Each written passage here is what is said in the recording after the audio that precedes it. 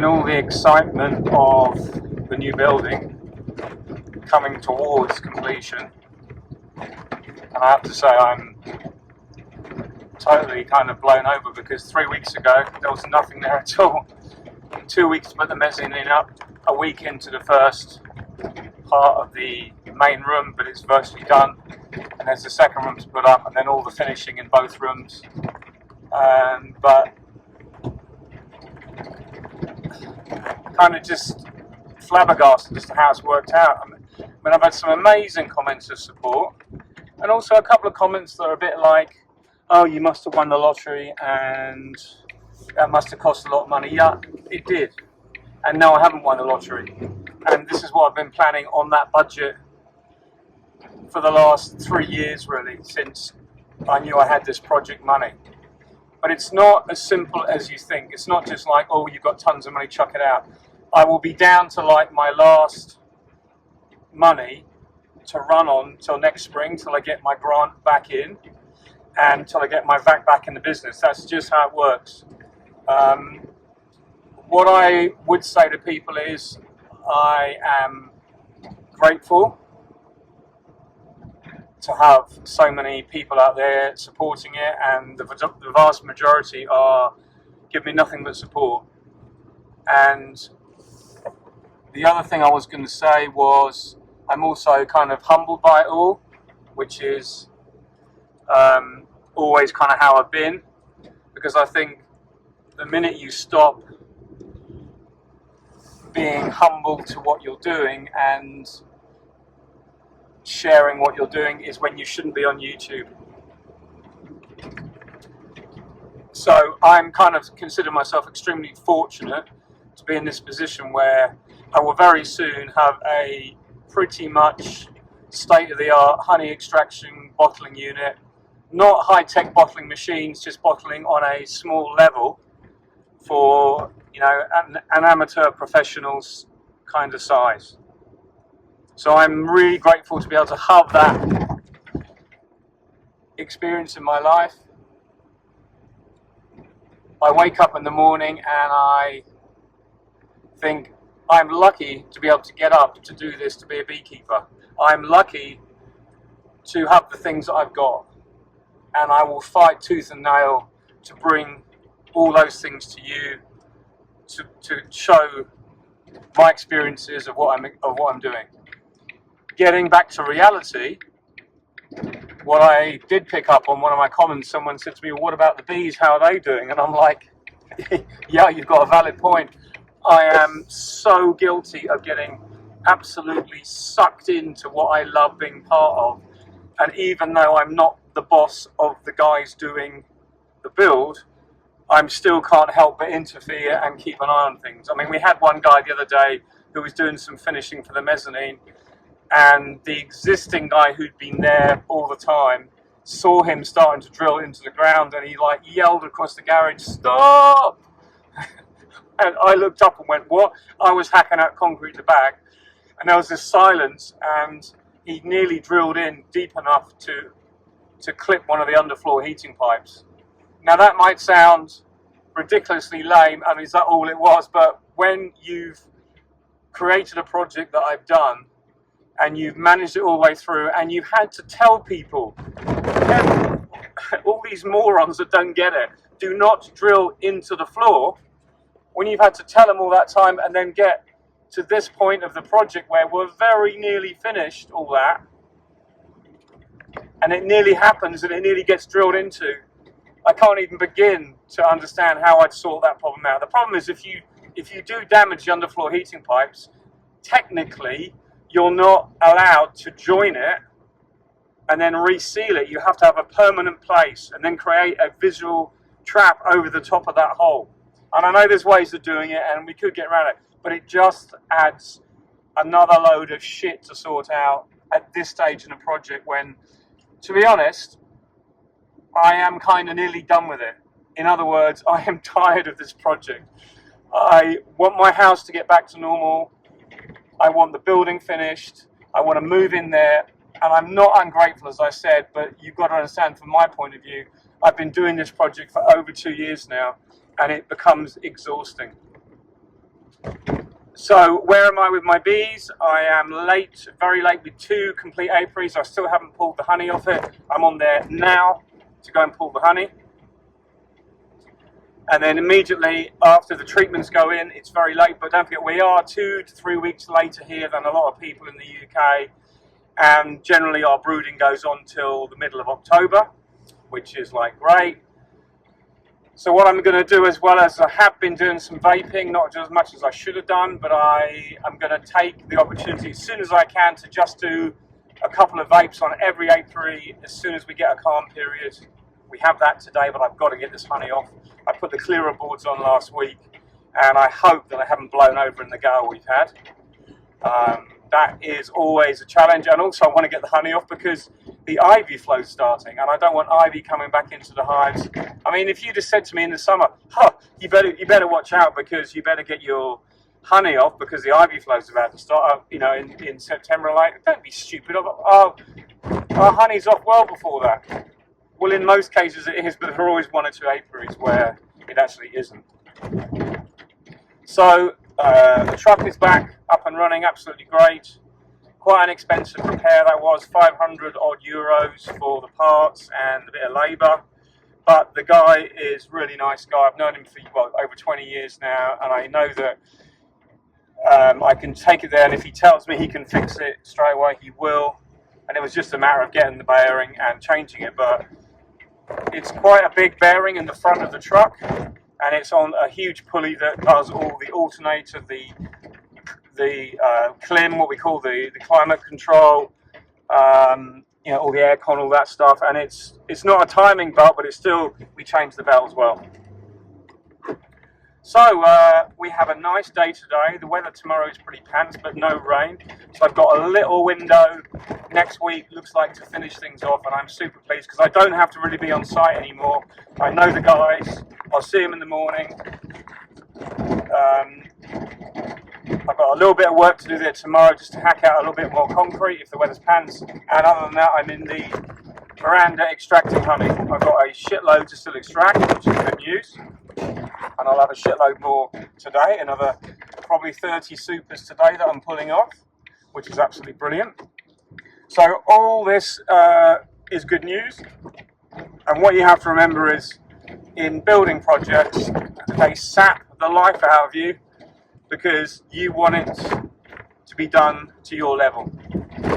And if you miss something, if you don't do it how you want it, and you don't speak up when you want to speak up, and you don't be that pain in the arse to the builders and to the contractors, and don't ask those questions, I think they must be sick of me, but I've got everything done how I want. The finish on the inside of the new extraction room is going to be absolutely amazing. What you probably saw in the video was just rough joints and no seals. All of the building has internal white seals fitted, inside and outside, and then every seam is sealed with silicone or it's actually a PVC mastic, and then it's all like perfect joints. These guys just know their stuff. Super happy. It is expensive, but obviously I'll get a grant on that, but it's a one-off build. But however, the interesting thing is, if you work out the cost of building the rooms, if I'd have built an individual building, or if I'd just done it in sheetrock, you call it, or plasterboard, then there's all the work afterwards of sealing it up and insulating it inside. So the actual cost, if you work it out, including the labour after to fit it all, including all the boarding, everything, isn't actually that much more. But the end product is way better, because your end product is completely washable, it's insulated, and it makes a seal, hermetic seal virtually around the whole building. So I think it's a better option. It's a one-stop shop. It's all under contract, and the contract is really good, and they are good workers. So I think it's a no-brainer for me. Other people who have a little bit more time might have said, well, I could do that myself and build it myself. And I completely understand that point of view. But it's not for me, because I am 53 years old, and I want to look after my bees and I don't have time to do that, but I had the money for the project. So you see what I'm kind of getting at? In the position I'm in at the moment, I couldn't devote the time to that, but I had the money for the project. So it swings and roundabouts in life with all these things. And now I put all my eggs in one basket, because if I spent all the money I had, that I could have quite happily gone and pissed up the wall on holidays and all nice things like that. But now I've built myself a extraction unit that is going to last a long time, that is fit for purpose, that is also going to enable me to extract my honey when I want to, in a timely fashion, excuse the bumps. That will mean that if I need to be at the apiaries because there's a particularly swarmy period and I'm having trouble keeping my bees in the hives, I can be in the apiaries and I don't have to be extracting in most cases. Obviously it all comes down to timing, but I'll be able to keep the honey warm and I will be able to use the building to its maximum and yet have no impact on my house life, which my current building has. As I said, I'm not ungrateful. I'm fortunate I have a big enough house and the veranda worked out big enough to be able to do that where it did. So I just wanted to kind of get over the fact that, yes, I spent a shitload of money on a big project, but for me, it was the chance to have a live project, and this is my live project. And it's not finished yet, because you're going to see loads of other little things around this project that are going to be able to enable me to do even more with beekeeping. And I'm talking about having guests in, I'm talking about having online meetings, I'm talking about sharing videos and better quality, I wouldn't say lessons, but better quality sharing of what I do, and hopefully being able to do teaching online a bit better with the facility I've got. Because that's what I like to do, and that's what I think a lot of people enjoy about my YouTube channel, is because they can pick up something that I do. It's not that it's the best thing, it's not that it's by all means, cut me down and say, it's perfect, because it is not. I hold my hand up. I shouldn't be harvesting honey now. I should have had it off 3 weeks ago at the latest. But here we are. It is what it is. You can't do everything in life on your own and then expect there to be some temporary, and I say temporary, shortfalls in what we would say is the norm. But in my area as well, as I said, bees go on brooding a bit longer, we usually can get away with it. There is the thought that if you do varroa treatments too early, the numbers build up too quick anyway. So it swings and roundabouts in that respect as well. But my point is, this whole project is investment in my whole future, not just beekeeping, because I want to be doing this. And as I get older, perhaps I'll go more into the teaching side, perhaps I'll go more into the having online Zooms and stuff like that. All that is open now with fibre optic, which I'm still waiting for the connection, but it's like any day. And the building will be kitted out for that. So it's an amazing opportunity for me. I've grabbed the bull by the horns. I've used the grant system to its maximum, and that is it. I can't have any more, but I don't want any more at the moment. I don't need anything more. I just want to run my business in the best way possible and produce a good product in a timely fashion. We've got lots to do still. I've got to finish getting my brand out there. My new labels still aren't finished, but that's my fault. But I'm working on that kind of now. We've got a little bit more time coming up. We are going to go into the winter period. I've got some nice projects coming up over the winter, and obviously I'll be at home a lot working on those projects. So there you go. I just wanted to share that with you. The future is certainly bright, everything to get up for in the morning, and I'm extremely grateful for you guys, for all your support and all your comments, because I do read every comment, and it's impossible to reply to every single person now, because I'm lucky enough to have that many subscribers that it gets very difficult, but I do try. And if you see me just put a like, quite often just after I post it, that means that I have read your comment. I don't give you all the love, because I don't think all the comments, I don't think we should do that. I think it's a bit crazy to do all that. But sometimes I pin a comment because I find it really pertinent, and so do all the other YouTubers I know. We kind of do that. You cannot see every single comment, so yeah, it's all about give and take in life. I've been given something, and I'm hopefully going to give it back to you guys with all the investment I've made, and I hope you enjoy that. So enough of this yammering. I'm going to go and do some bees. Catch you later. Bye. So we're out, arrived now at this apiary that hasn't had the honey taken off yet. You see the bee escapes are on, and luckily the wind we just had yesterday, which was virtually a gale, didn't blow anything over. So we've got some nice honey. They're foraging well on a bit of ivy, which is good. It's just starting here. Ivy seems to start really late September here, not any earlier. We've had some good rain as well. Not so much here the last couple of days, but the ground is fairly moist, so it's good. You see the flow of bees here. I want to get these off, luckily get them in, and then I'm going to put the treatments in the rest of these that have got honey on, because I did already put the treatments in the ones that haven't got honey on. There's not many, there's a couple there, one there I think, and two down there. But I've got some losses. Two there are dead outs that I haven't brought back home yet, but they're clean. They died out later in the summer. That one's a dead out as well.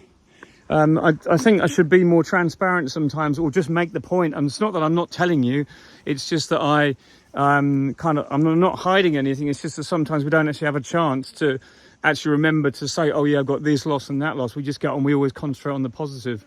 And that's the problem with beekeeping, is it's very easy to show everybody the best things. It's very easy to show the stuff that you don't want other people to see, only the good stuff.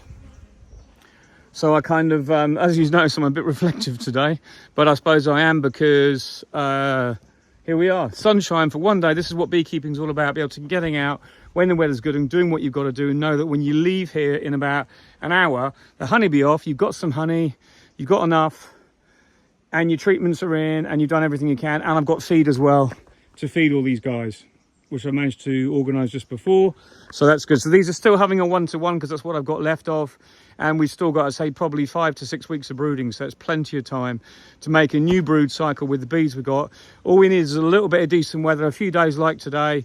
We might not get it, but a few days like today. And yes, Bob's your uncle, Fanny's your aunt.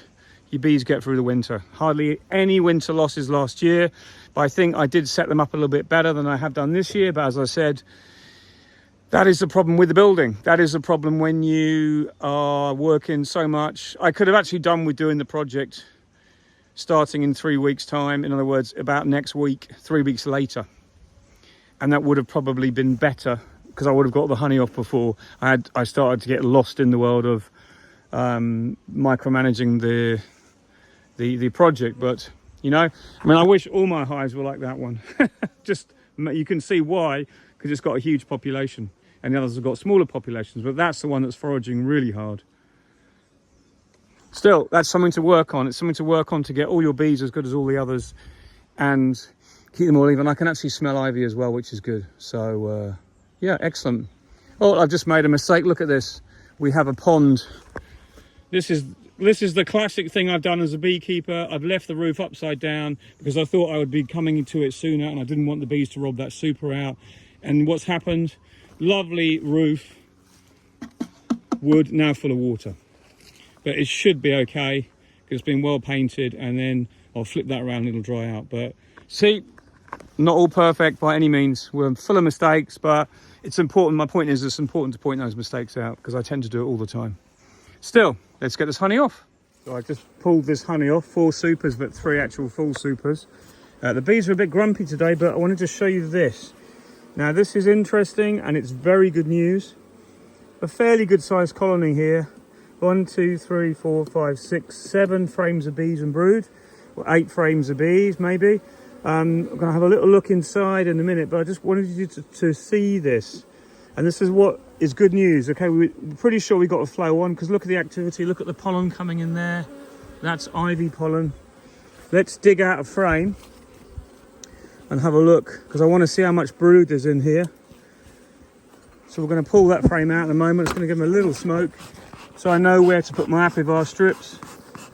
And I'm sure you've all done this already, but it's just important to have a look at the brood when you are about to start putting in your strips, just to give you some idea of what you're up against. So I've given this a little bit of space and take this out one-handed, as I often do. Nice frames of brood, hatching brood as well, that one. But look at this lovely white wax. That to me is good. Not much honey in that yet, but that's a nice healthy frame of bees and brood.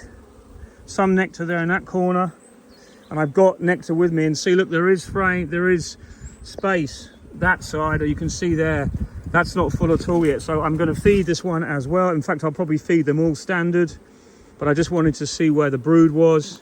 I think I'm going to put a varroa strip in here. Let's have a look at this brood, this frame.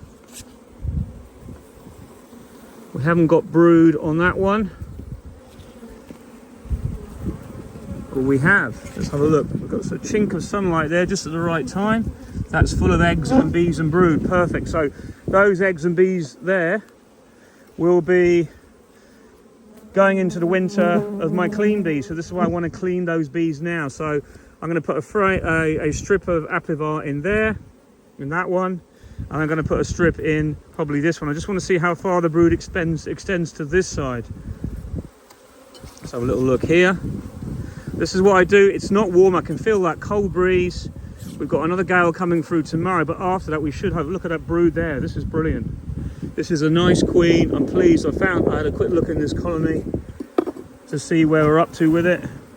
Look at that, very nice. You see, for us here, we do have a little bit of longer brooding period, and we've got honey in there as well. Just have a quick look, read your frames a bit, give yourself an idea. So I'm going to put a strip in on that one and a strip in on that one, and that will then give us that spacing.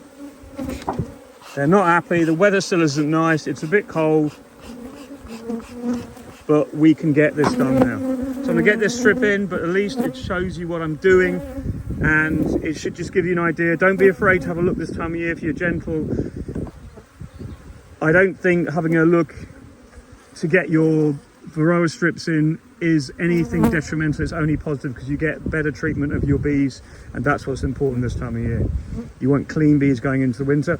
My strip should have been on in early September. They're a month late, nearly 3 weeks late. So there you go, all the ones to do, but the honey's still on. It hadn't been robbed out. I've got the honey actually covered over at the moment, because this is what you get what we call micro robbing.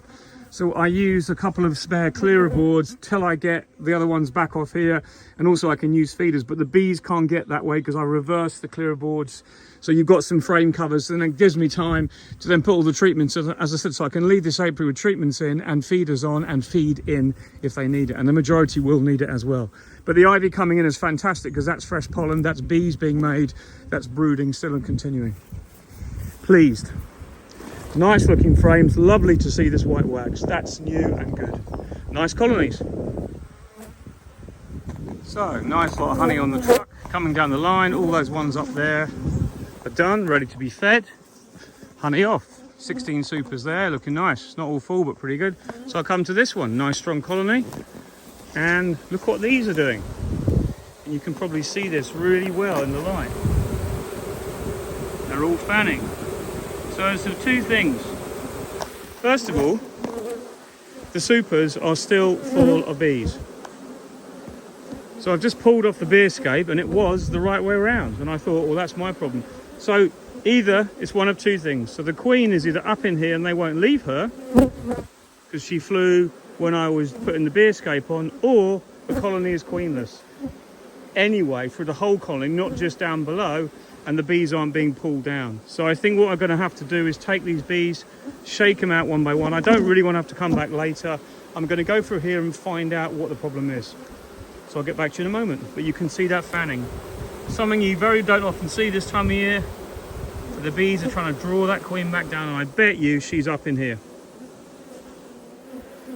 So there's the answer. The queen is up here. She's up in the super. How she got up here, I don't know.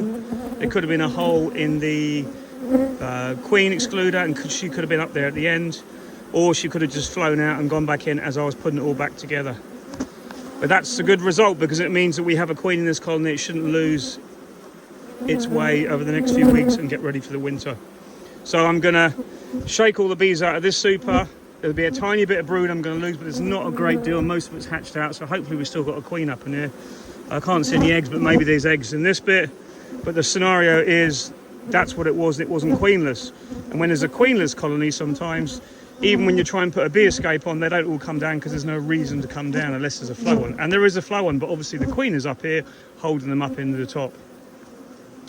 So there you go, another problem sorted out. Put this back together, take the honey off.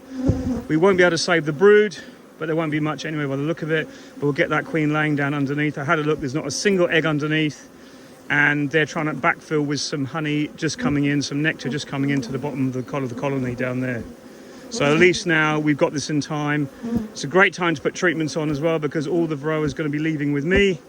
And then there's a little bit in there, for example, I bet that's packed full of varroa if I really looked. But then I'll be putting my strips in as well so that this colony's got a very good scenario now of making it through the winter.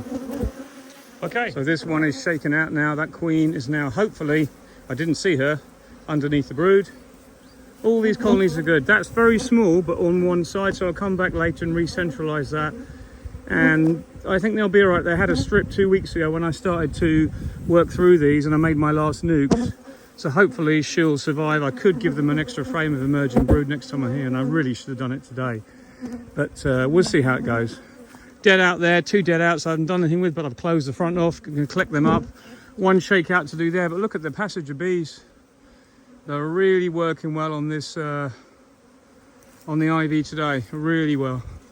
Which is great news because I haven't lost a day's beekeeping for them, you see.